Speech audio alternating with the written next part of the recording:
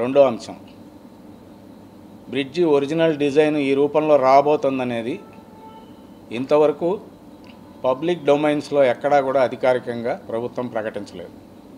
దీనికి కారణం ఏంటి? ప్రజాప్రతినిధులందరూ సమాధానం చెప్పాల్సినటువంటి అవసరం ఉంది.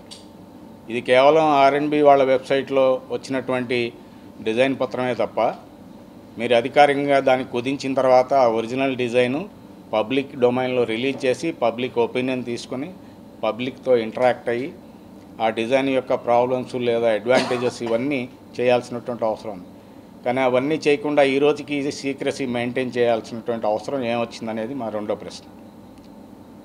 మూడోది, నిన్న మంత్రి గారే సెలవిచ్చారు, ఇది ఫ్లైఓవర్ కాదు బ్రిడ్జి మాత్రమే అని. ఇది పూర్తిగా మీ ప్రకటనకు భిన్నంగానే మీరే మళ్ళీ ప్రకటించిన పద్ధతి స్పష్టంగా తెలుస్తూ ఉంది. ఐకానిక్ ఫ్లైఓవర్ రాబోతోంది.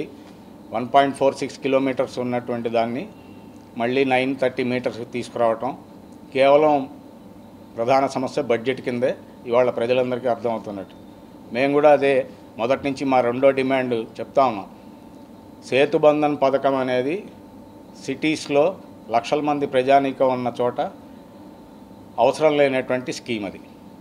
ఇది రూరల్ ప్రాంతాల్లో, గ్రామీణ ప్రాంతాల్లో రైల్వే అండర్ క్రాస్లు, రైల్వే ప్రాబ్లమ్స్ ఉన్న చోట కట్టడానికి సెంట్రల్ గవర్నమెంట్ ప్రత్యేకంగా తీసుకొచ్చినటువంటి పథకం.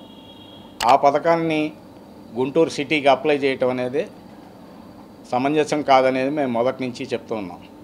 ఇప్పుడు ఆ పథకంలో 98 కోట్లు మంజూరయ్యాయి కాబట్టి దానికి తగ్గట్టు మీరు డిపిఆర్ రిలీజ్ చేశారనేది స్పష్టంగా అర్థమైపోతుంది.